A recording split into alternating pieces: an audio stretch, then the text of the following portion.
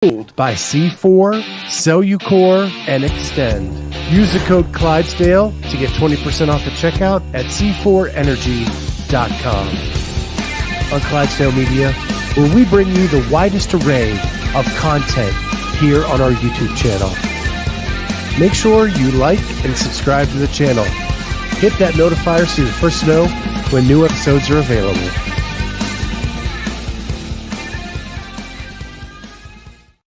What's going on, everybody? Welcome to the Clydesdale Media Podcast. My name is Scott Switzer. I'm the Clydesdale. Sometimes in this business, you get the opportunity to talk to one of your good friends and just kind of hang out for an hour. And that's what today is. I'm so honored and privileged to have with me Stephanie Price. And Stephanie, you're on. Okay, you got it. I saw the mute and I was worried, but you got it. You were in there ahead of me. Stephanie, how you doing? I'm awesome, Scott. So great just to get to chit chat with you. I'm at the gym today. As you can see in my background, that's my big old calendar, my event calendar, as well as some heavy wall balls behind me, I think. And they're out there doing the homeschool kids class, which I think is very fitting for some of, I know what our conversation's going today, because it's such a beautiful thing we got going on here with all these youth athletes. So my first question is there a wall ball that's not heavy? Because I have not found it. Nope. I think we go as low as maybe 6 pounds for the kids, but nope. And that's heavy for, it's all relative, right? At my age, they're all heavy. Mm-hmm. Actually, like after my back injury, like that's the thing that's come back the slowest is wall balls. Mm. Everything else kind of coming back pretty fast. Wall balls, no, not so much. Full body movement. What you got is a thruster going on there. So you got to get down in that squat, extend all the way up. I mean, it's a good one. It's just not an easy one. Yeah. So you have had some big news over the, Jody Lynn says in the comment, I love wall balls, said no one ever. Except for Travis Mayer. That man can flow through some wall balls. But the reason we have you on is, if for people who don't know, we've partnered for quite a while with a podcast of yours. It's gone through some name changes. It's now got this really cool title and really cool vibe called Prodigies, the Prodigies Podcast. So I want to start there a little bit. This podcast does what? Yeah, so the Prodigies Podcast, first of all, thank you, Scott, because you're the one who gave me this space to come into. So I'm really grateful to you for that. And Prodigies Podcast is meant to discuss, expose, examine, just have fun with all things related to particularly the youth, so teenage into those young adult years, health and fitness. And we obviously have a focus on the CrossFit Athlete, since that's sort of the arena that we're playing in here. But we plan to talk about all sorts of things related to health and fitness and wellness for the teenage and young adult athlete. And there's a lot to talk about. There's everything from physical, anatomy and physiology is different in kids than it is in older people. And everything from that all the way to programming and nutrition and health, mental health, social health, how not to burn out, talking to parents of kids and finding out what questions they have. There's just so much to explore. So I'm very excited to be doing that in this format. So one, I want to thank you because it's exposing me to an area of CrossFit that I don't know a lot about. I had a teenage daughter who did CrossFit, was really good, really fast, and she burned out. And I don't know how much of that was on my shoulders, how much of that was on just life in general, and CrossFit not being something that's cool in high school, because most people don't know about it. I don't know about it. So as I'm watching this, and now my daughter's off as an adult working in the real world and all that stuff, it's interesting to go back and kind of hear the issues that teens go through high school into college. And I loved your interview with Olivia Kerstedter's parents, who gave a very different perspective after Mal and Haley had kind of taken a step back. I thought that was fascinating, but you're killing it since you've come back with a new name. Learning about these young athletes and what they go through on a day-to-day basis and where their goals are. It's amazing. So kudos to you. Yeah, you're speaking like a true CrossFit parent with all of those questions. You didn't say it quite like this, but did I push too hard, or should I push harder? Or should I have relented, or should I have, done, we have all of those questions. I have a CrossFit Games teenage athlete myself. He's 20 now, so he's not a teenager anymore, but he was at 15 years old, 10th fittest teen in the world. And with that came a lot of pressure, a lot of expectation, both from him, from other people, from me, which I learned through that a lot. And a lot of introspection for me as a parent, for him as a youth, sort of like, what is it I want to be doing with my health and fitness, as I'm aging, as I'm getting older and moving into life. So these are all really deep. I feel like it's really deep. We think we're talking about CrossFit, working out and competing, but this is some deep stuff. Yeah. Yeah. And you're getting kids that aren't necessarily games athletes. Some are, some aren't. Some are on the precipice of being a games athlete. Some have made it to the games. So you're getting a variety of where kids are. And what I appreciate about, and we might as well jump to this, your event, the PIT Teen Throwdown, created out of COVID. Tell us how that started. I just love to tell this story. So we came to the PIT. So it's the PIT Fitness Ranch. The affiliate is Triple River CrossFit. And we came here right after the games. I think our membership started August 15th, 2019. And my son had just competed in Madison. And we were new members here at the PIT because I saw something here that I was really attracted to from a mom standpoint. I said, there's some people here that are doing some amazing things with whole families, and everybody in the family has something to do here. So I sought out the coach, had great conversations with him, and my whole family came. When I got here, I started talking with the coach about, these CrossFit teens, they don't have a lot out there that's just for them. So they're kind of in silos, or it used to be this way. It's getting better. But they used to be kind of in silos. So you'd have, one random kid in Pennsylvania with nobody else to work out with, nobody to compare to, nobody to fellowship with, so to speak. And I said, maybe we could run a camp or something. We could do something like that. So I wrote up a proposal and kind of laid it out. So we had already been talking about making some kind of offerings. Then April 2020, the CrossFit Games were canceled for the teenagers. And just having come out of that world, I knew that the kids were going to be devastated. And I go ahead and use that word. It's kind of a hard word, but it's true. These kids, you have to think of them. We essentially get them from as freshmen through seniors. So they get 4 years as teenagers in this sport. One of those years is gone from them, just literally just moved right out from underneath them. That's huge. I mean, if you think to just high school athletics, if you're a star basketball player and your senior year just got cut off, it's really difficult. So I remember when hearing that they got canceled, I was just kind of sitting there thinking a bit, and I texted Brock Yost, who's coaching right now. He's coaching those very kids, and said, I think we could do something, because what we have here at the PIT is 65 acres of outdoorness. So at the time we had to be outside. We had to have social distancing. And I said, we could do something. So I will forever be grateful for this. He could have easily said, that's crazy. This is a pandemic. Affiliates are shutting their doors. The world's gone mad. We can't take on a new project, which I'm known to do. And he didn't say that. He said, well, let's talk. And so we did. We talked. We had a Zoom meeting. We had CrossFit HQ on the meeting. We had Chandler Smith and other big name athletes on the meeting. We had kids, obviously, their parents and coaches. And we said, would you come to Michigan if you could? And they said, if we could. We don't know. So, this was April 2020. And so we just started moving forward, kind of that into the storm mindset. Like, all right, well, we're not backing down. We're just going to just push and just see what happens.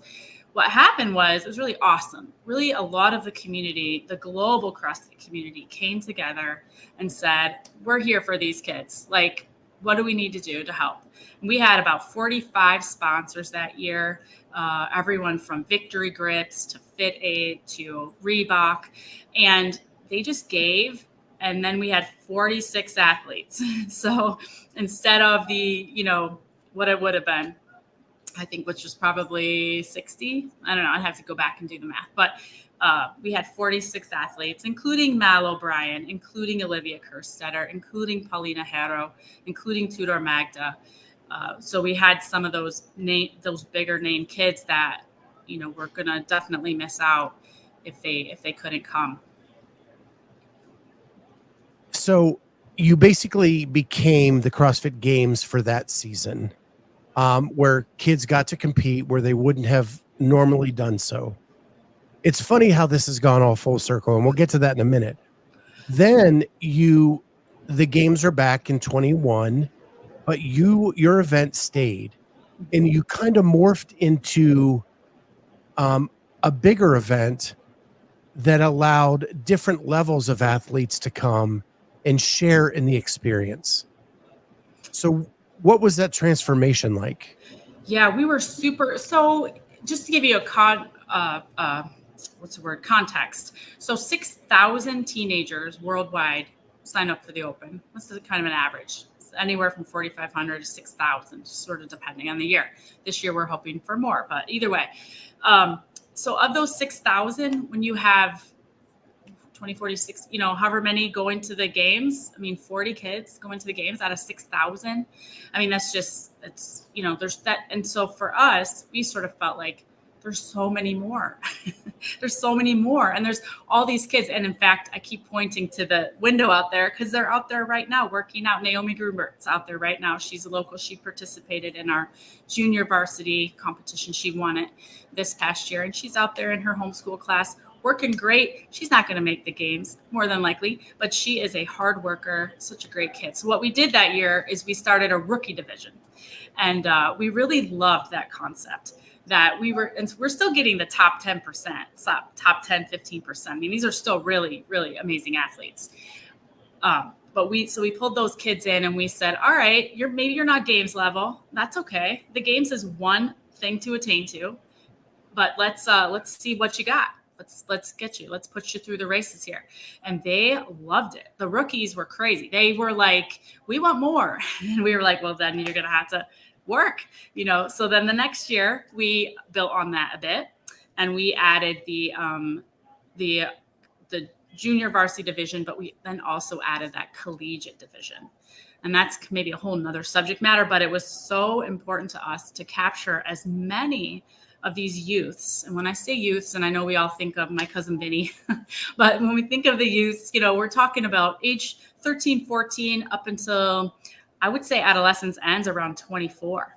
So you've got about that 10 years of these developing kids. So we added those divisions very purposely, trying to bring as many kids in. And I'll tell you, and I know you get to talk to Brock one of these days soon, but programming for the sort of those different levels is kind of interesting because it's there's a lot to that, and kind of knowing, what they can do, what they can't do, what you should expect them to do, and all of that. So we really wanted to be inclusive and in so many ways, because that's the whole, and at least that's one of our purposes, is to develop them and to give them opportunities to develop. So if you've never been to a competition before, you're not going to go from nothing, more than likely, to the CrossFit Games. And so we tried to sort of be that, that stepping stone, if you will, or that breeding ground for those high level athletes.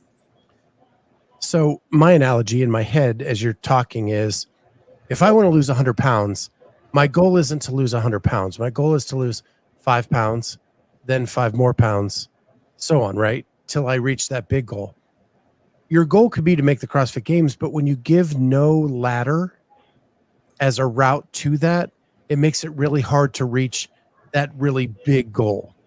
And by giving a JV division or helping the collegiate athletes transition from a teen division to an elite division, it's giving them rungs on the ladder to obtain in the process. Yeah, that's a really good point. I'm so glad you brought that up, because every year I always query the kids. I have this big long questionnaire I make them fill out. And I ask them, what they aspire to in their CrossFit life and in their other life, what they want to do. And many of them say, I want to be a CrossFit Games athlete. And yet that when they come to the pit, and they're not anywhere close to that really, or they're pretty close, but they're, not quite at that level. They have so much fun, and they find such value in competing, like you said, on the ladder. So as they're climbing those rungs, they love it. They absolutely love it. So, and none of them are feeling like, oh, shucks, I didn't make the games. That's not at all how they look at it. They look at this great opportunity to get together with their friends too. And that's a whole nother component, and to really, to grow. And they're so insightful. I do also a pretty robust after action evaluation, or an evaluation, then an after action report. And I always ask the kids what they got out of it. And inevitably they say, I learned and I grew and I learned so many things, and I'm so much better. And now I know what to work on. And I don't think there's any of them that have a bad experience in that growth and development mindset. Well, and realistically, this isn't probably the idealistic thing you get out of it, but there's a realism of what you can obtain when you're going rung by rung, right? Mm-hmm. When you don't know what's in the middle of where you are in the games, you may think it's realistic that you can make the games, but as you're going these rungs, you're getting a dose of reality, whether that is something feasible for you. And then it's an easier letdown, right? Well, now I can just have fun, or now I can just enjoy where I'm at, instead of, wow, that was a big kick in the crotch because I thought I could make it to here. And when you realize that, it's too late. Yeah, one of my favorite athletes this past year, 2023, his name is Hayden Harrell, and he had been in the junior varsity division the previous year, 2022. Well, for 2023, he qualified. He could for the varsity division, which he could have been in. And he thought about it, and I sent him his invitation. And, I asked all the kids, I said, just message if you have questions, we can talk. And he thought about it, talked to his coach, and he messaged back and he said, he said, I appreciate the invitation, and I think I would have a great time. He said, but I really think I need one more year in that junior varsity division. And he absolutely crushed it. He did such a great job.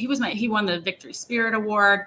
Like, he was just such a great athlete. And I told him that later, just, Hayden, like, that was a very mature thing to think about. So he wasn't looking at this like title. He was looking at where he really genuinely was in his stage of development. And he did such a great job. And it was so fun to watch him clean. I forget what it was. It was in the 200s, 250s, something like that. But to watch him lift those heavy weights and just be so proud of his work. So I talked to Joe Linton on Wednesday, and some of these questions seem very eerily familiar because you both are kind of in the same situation. Mm-hmm. So in 2021, we had Dave Castro on our podcast. And during that podcast, he said, ideally, his vision for the future was that the age groups be separated from the games. Dave gets fired. And then that doesn't come to fruition till all of a sudden Dave's back. And earlier this year, he was named director of the games again. And this thing moved quickly at that point. Joe's answer was they got a call 2 days after Dave was hired back as part of the games to get this ball rolling. So Dave never forgot about what he told us 2 years prior, because it happened pretty quick. So I want to walk through this. You got selected to be the partner with CrossFit to be the CrossFit Games for the teen division. So what was that process like? Did they reach out to you? Did you reach out to them? Did you hear rumblings? Anything in that you can share? Yeah, I'd love to share. So first off, I listened to at least a good portion of your interview with Joe. And I thought it was so great. And I love Joe. And I was thinking, like, we're very similar. I can just tell, this sounds so cheesy, Scott. So, but you know me, I'm kind of cheesy, but like, you can hear his heart, like his heart for the athletes. And I was like, yes, that's it right there. And in my opinion, that's what makes us both successful, is that we have that heart for the athletes. So just shout out to Joe and his team. But anyhow, so first off, we had been a licensed event, maybe 2 of the 4 years we were licensed events, and, which just allowed us to use the CrossFit logo. And, we had a great relationship with CrossFit, the event team, and that was fine. But no, they reached out to us. So it's the middle of the summer. I forget when it was, but it's the middle of summer, which just means that from an event organizer's perspective, I'm just slammed, just 24/7. That's all I'm doing. And Brock texted me, I think he called me, and he said, "Hey, are you sitting down?" I'm like, "Yeah, I'm riding in the car." "What's up?" And he said, "Oh, I just talked to Dave Castro today." And my first thought was, oh gosh, did I do something wrong? Because that's just how I'm built, probably some childhood thing. But, I was like, oh boy, did I screw something up with the event? Did I mess up the copyright or something? And he said, yeah, they want to talk to us about hosting the games next year. And I was like, really? And he's like, yeah. And he goes, no, I think they're really serious. And I was like, oh my gosh, tell me more. So, but I'll tell you what, though, I hope this does not at all come off as arrogant. I was super happy and surprised of the timing.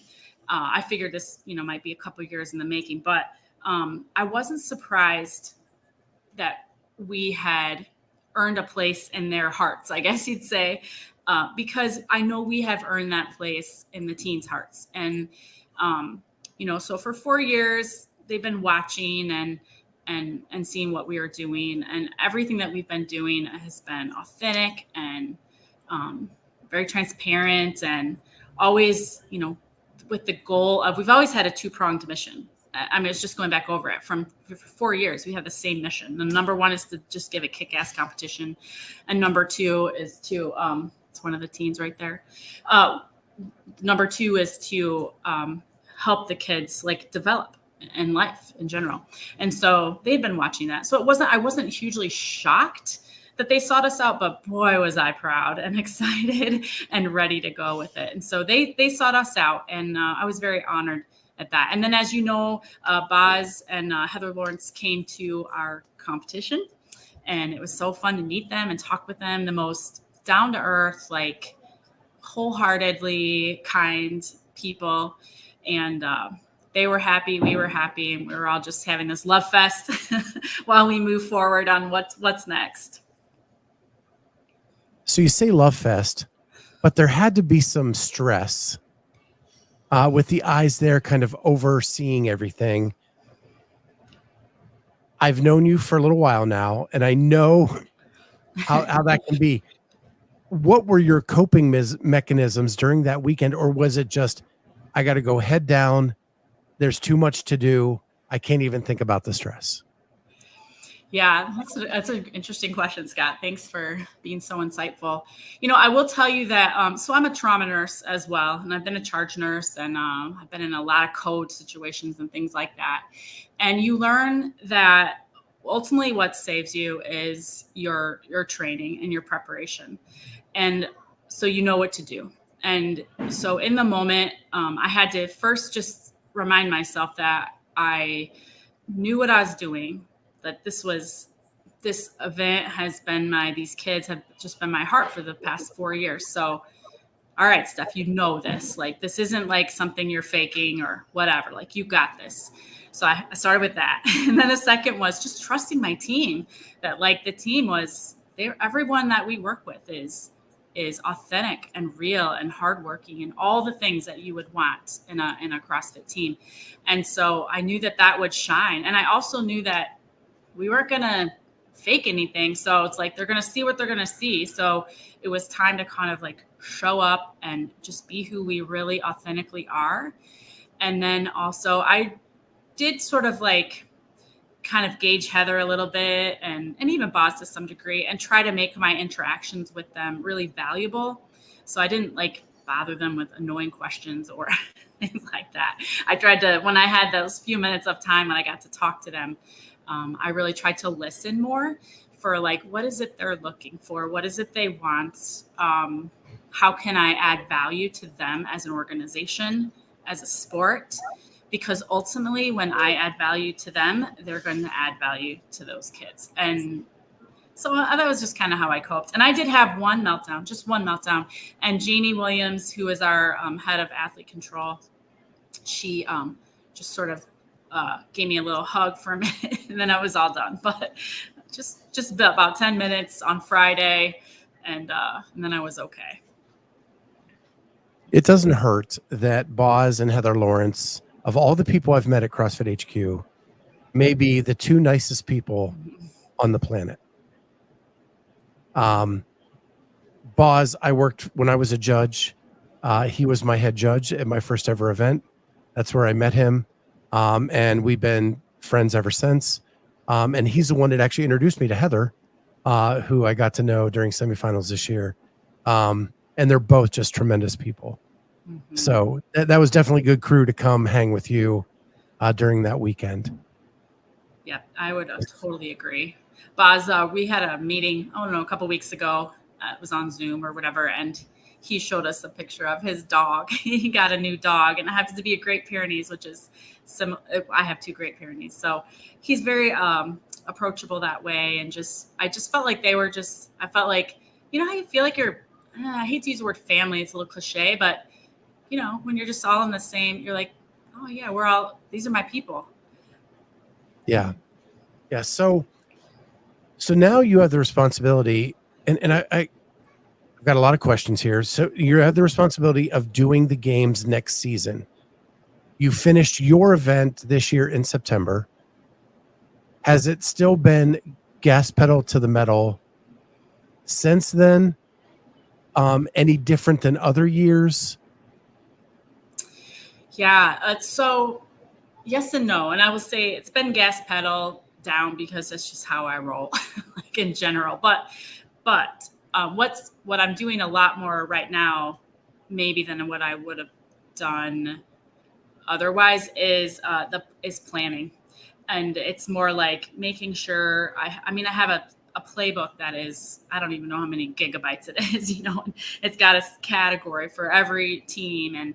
And so just trying to get all those things nailed down, kind of figuring out what the relationship is between us and CrossFit, like what parts they do, what parts we do. So I wrote a transition plan, things like that. So it's a lot on the front end or the back. I don't know if it's front or back, but the back end, I guess, of planning. And that's where the pedal's been down, is just, all right, I got to have, I don't know, you can use any analogy you want, say building a house or something, but you got to have those pillars and that foundation in place. So before I can start filling in with all the fun stuff, which is what I want to do, like I've already been thinking about what kind of swag I want the kids to have and stuff like that. I'm like, whoa, how about get your team set up? How about get your communication, strategy set up? How about getting your marketing calendar set up? Those sorts of things. So it's kind of the boring stuff, unless you're an event organizer junkie like I am. But it's been a lot of like, again, kind of working with CrossFit to see what part they're doing, what part we're doing, who owns what. We have a memorandum of understanding with them right now, and that will turn into a contract. So what does that contract look like? What does my team need to do the job well? So it's been a lot of like that sort of like more boring administrative stuff. But yeah, it's been busy. So I know there are details that you are not allowed to discuss at this point, and I completely understand it. So if there's something you have to skip over, please do. Will do. But my question is, when I talked to Joe, and I'm going to come around to this a different way in a second, but he said that their support they're getting from CrossFit has allowed them to keep their normal event because it took so much off of their plate. Mm-hmm. You have been a licensed event for a couple years, and that really just is like some marketing, getting listed some places. Now you're a partner. How much different is that than just being a licensed event? And does it take anything off of your shoulders? It absolutely does. And first off, let me just say that I've only had just great relationships so far. So with the crew there and the marketing crew, particularly, obviously Heather is the operational person. So she's kind of like me, you know, in the sense of like, she thinks like I think, she understands all that. And then what's the other area? So there's basically 3 areas, probably more, but 3 areas where we for sure are partners. And that would be marketing. And then I'm kind of losing my mind here for a minute. Obviously the leaderboard and all of that, we're going to use, it'll be CrossFit's all the way up until the games, the teenage games, which I'm pretty sure then we will use our own leaderboard, which is, you know, fine. So that takes a ton off my plate. I know the 2 areas where they have devoted people devotedly partnering with us are number 1, marketing, and that's super helpful. And the other is sponsorships, partnerships. And that is going to be I understand what Joe's saying, because those are 2 areas. I had already been ready to tell Brock, like, all right, we got to get like some help with those 2 areas, because they take up so much of your bandwidth, just trying to get things rolling. So with their support, it's really more than support. I mean, I don't really know the right word to call it, but with us working together in those 2 areas, for sure, that's super helpful. The other area where it obviously affects, and I alluded to it a bit, is programming / leaderboard, stuff like that. So we don't have to, for the games athletes, we don't have to run an online qualifier now, meaning like CrossFit's running it. We're going to help, Brock gets to help program it once he gets to the semifinal level. So that's super exciting. And then he does have some, I won't really call it autonomy, but he gets to work collaboratively to program for the games, which is every programmer wants that. And so it's taking a lot off. And there's still a lot of work to do. And then they also have promised us, and, you know, I already see I see him kind of rolling in, because we do have a volunteer inquiry form on our website, but I anticipate that we will get some help from them. Our memorandum of understanding says that we'll get some help in the area of judging as well. So there'll be some areas where we definitely intersect. And then, and I pretty much haven't found them to say you're on your own for absolutely anything. So I already know that anything I have a question about or concern, that I know they'll help address. So there's been a lot of talk about, is this good for the sport? Is it bad for the sport to split off the age groups? I actually have a poll out there. I'm going to let it run a little bit to see kind of what the overall thought is. Right now it's sitting at, yes, it's good for the sport, or I'm waiting to see, are kind of the 2 leaders in the house. The negative parts of it, like it's not going to change anything, or this is, I want my festival back, are way behind the other 2. But I ask you, and you know Jamie's my co-host. Her goal has always been to make the games. Part of that in her head was, I get to go to this festival event with all these great athletes. I get to get this swag. I get to have the locker there. I get to do all that stuff. And when this was announced, it was a blow to her, because that was her dream. And is it going to come to fruition? I mentioned this with Joe. Joe said, wait and see, we're going to blow people away. Mm-hmm. Right. I ask you, is there a strategic plan in place to make sure the athletes feel like this is not just another competition, but you're at the CrossFit Games? Yeah, 100%. I'm so glad you brought that up. So I have so many thoughts about it. And the first one is that, of course, we think it's good for the sport for many, many reasons, and probably the same that you've already heard ad infinitum. And one of them is that now we can focus on these kids. They can be the star of the show, not kind of like, and I think CrossFit did a good job the past couple of years really trying to give them a bit more of a stage, but you just can't do it with that many athletes and that many, moving parts. This is no shade on CrossFit at all, but in 2019, my son didn't compete in the Coliseum. Parents, we didn't get Coliseum tickets. We couldn't, it was just like, and I remember thinking at the time, I wish they would consult me. And now they are. So that's super exciting. And so some of the things that we had, and I will say that, some of the kids have expressed what I'm going to just call it an emotional attachment, because that's really what it is. So practically, they're going to get all the same stuff, right? But it's just this emotional sort of sentimental connection, if you will, to being at the games, you know, in the athlete area next to Rich and Annie and whatever. And I get it. That's super fun. And so a couple things that we have in mind, and I will tell you this, I'm not gonna make huge promises. I heard you say that the other day, but these are things that we actually have moving on right now. So the first thing we did was we hired an athlete development coordinator, and he'd be a great interview sometime too. His name's Adam Paulson, and he coached Paige Powers and several other games athletes from Michigan. So we hired him as athlete development coordinator. His role is simply to look for opportunities to bless the athletes, is the way I can say it.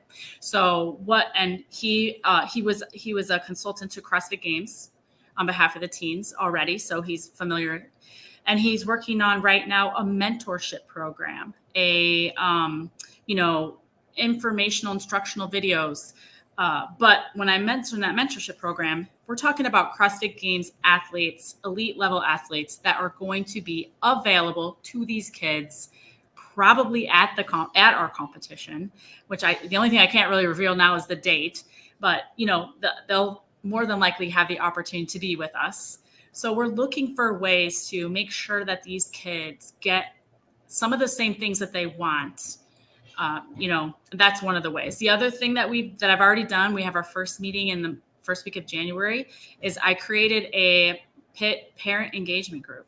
So now the parents have a say, and they have a say in 3 areas: quality, safety, and experience. So I want them to tell me what their kids want, and then we're going to do our very best to get it to them if it's reasonable, right? So we are definitely putting strategic things in place to make sure. And, when it comes to partnerships and things like that, really working closely with CrossFit, but then also we have a lot of partners that we work with too, that we're like, we just really look for any kind of way we can to get these kids a really great experience. And the last thing I was going to say about this is, so if you think about high school, this just happened in my hometown. There used to be 2 high schools in the one school district. Well, they merged. And I actually went to one. It was called Elkhart Central and Elkhart Memorial. Well, they merged, and now it's just Elkhart High School. Well, who cared about that really, right? Juniors and seniors, yes, for sure.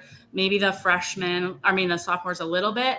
Freshmen, not so much. You know who didn't care? The 8th graders, who are never going to know any different. So in 4 years from now, these teens aren't even going to know any different. They're going to know that the CrossFit Games by PIT Teen Throwdown is their games. And so, I guess I kind of look at it that way too, in the sense of you always have to kind of look at what is it you're hanging on to.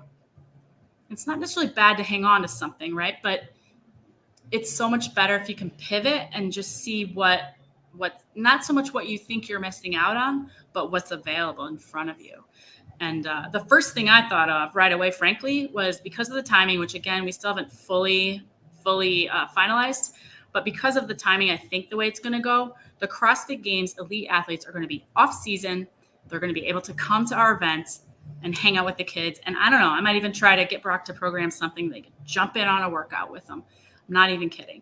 Like it's going to be good. It's going to be good. I would say the same thing Joe said, I promise. So, gosh, I hate that we only have an hour. But you're going to be back on over and over again leading up to the season. So you and I talked offline about how the season has been structured this year, which is different than in years past. And I told you that I thought the teens got the best deal out of the bunch. I think it's the perfect size for what you guys have. 30 athletes making the games in every division, 200 athletes in each division making semifinals. That all makes sense to me. What are your thoughts? Yeah, I love it too. And then I love the 30 at the games. And I love it because of what we were talking about, I don't know, a few minutes back with that JV division. I already know that some of those athletes have worked their way, that they're going to make semifinals this year. And they might, there's a couple I've got thinking of right in my head right now who very well might make the games because last year they finished, 28 and and I'm just like, oh, I'm so excited for them to be able to actually, come compete. So I love it. And I think, frankly, our division is kind of a great testimony to the fact that you need to broaden it. We are the future of the sport. And, if we don't focus on these kids right now and really trying to bring them in and bring more kids in and show them the value of this sort of lifestyle overall, then we're kind of in trouble. But I just think it's great. I think it's only going to make more kids want to compete, the way I look at it. And I like the nice clean number 30 in each division. I think that's good. It gives them enough competition to really go after it. Well, and what I like about it is we all know there are fallacies with online competition. You can't have eyes everywhere around the world to make sure that everybody is doing everything by the book. I think 30 gets enough of the right people in that lets them compete to find out who can go head to head live. Mm-hmm. And so I love that. Now I'm going to swing around to something maybe a little controversial, but right now, currently, before this new season, you and Wodapalooza were really the only premier competitions for teen athletes. If now that you're taking over the games, is that going to leave a hole for a premier competition for teen athletes? Or do you have plans in place to do something else different? Or do you think that someone else needs to pick up that opportunity and run with it? Well, that is a good question. So first off, Brock and I have, and our whole team really has talked about this a lot, because we don't want the kids to get left out. We don't want them to be forgotten. And so we absolutely 100% will not. So two things. Number one, for the collegiate division, we plan to have a collegiate competition right alongside the Teenage CrossFit Games. So, and it will be probably a separate license event, but part of the games, if that makes sense. So it won't be the games. CrossFit has been very clear they're not changing the age divisions or anything like that. So, however, we will have collegiate athletes competing at the Teenage CrossFit Games in some way. So I'm excited. So that group is taken care of for sure this year. The rest of the group, so that would be your junior varsity, really. We've kind of tossed around some different ideas, either also having kind of almost like a leading up to the games, just almost like a festival-ish, competition for those kids, or sort of having it like, at another time. And at the moment, I think we're the logical ones because we kind of have the package to be able to say, so I guess I would put that out there too. We're also open-minded. If somebody were to come to me and say, hey, we would love to run a teen competition, can you help me? I would say, well, let's talk and let's talk about what that looks like. Because I think at this point, we definitely have the opportunity to do that. So we've tossed around some different ideas, Scott, is I think kind of the vague answer, but just be 100% sure that we are not forgetting these kids at all. These are our kids. These are this is why we're here, for them. Yeah. I love the fact that currently they have 3 opportunities a year for a major competition: games, PIT, Wodapalooza. And I hope that doesn't get lost for some of these athletes. What I do think is kind of cool is if somebody came to you and said, hey, we're interested, could you help us out? The way that I know you have mentors that have helped you, like Wilson Pock, and helped you develop what you are, you may have the opportunity to pay that forward and develop somebody else, which I think is super cool. Yeah, absolutely. Or even have, like Festivus or some of those others, almost like a licensed event package that, I can work with an event organizer and say, because I will say that our dreams even several years ago were like, wouldn't it be so cool to have this in like every state, every region at least, it'd be really great to have the PIT Teen Throwdown in all over, obviously, United States, maybe even further. So, I mean, the sky is really the limit. And what it comes down to, frankly, is money. I mean, because that's the real deal. Events are not cheap, and they're not lucrative either. And also and just resources, time. Who's going to do it? I mean, it's a lot of work. So anybody that wants to talk to me about it, I am open. So I'm going to put this comment up. Lana Marcine, who helped me at MFC, is an amazing person.